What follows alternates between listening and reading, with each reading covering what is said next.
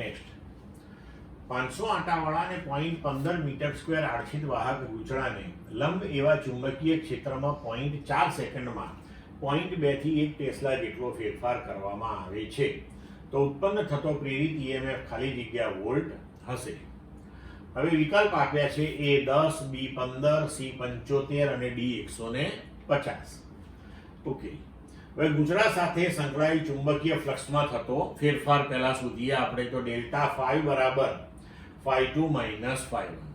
ફ્લક્સનું સૂત્ર છે NAB cos θ. તો એ પ્રમાણે આપણે લખીએ NAB2 cos θ minus NAB1 cos θ. અહીંયા ચુંબકીય ક્ષેત્ર આપણે બદલીએ છીએ, બાકી બધું અચળ છે. થીટા શું છે? તો થીટા એ ગૂંચળાના ક્ષેત્રફળ સદિશે ચુંબકીય ક્ષેત્ર સાથે બનાવેલો ખૂણો.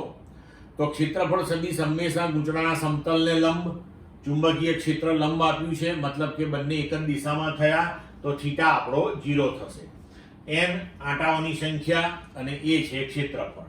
અહીંયા આપણે na cos θ કોમન લઈ લઈએ તો na cos θ b2 minus b1 કિંમત મૂકી દઈએ તો 500 આંટાની સંખ્યા a 0.15 cos 0 0.2 માઇનસ 1 તો ડેલ્ટા 5 થયું આપણું 75 ઇન્ટુ માઇનસ 0.8 તો આ થઈ ગયું માઇનસ 60 વેબર.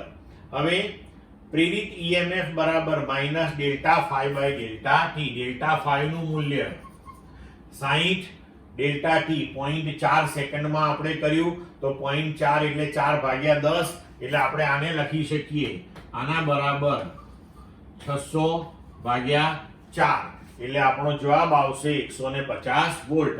એટલે વિકલ્પ પ્રમાણે આપણો જવાબ થશે ડી.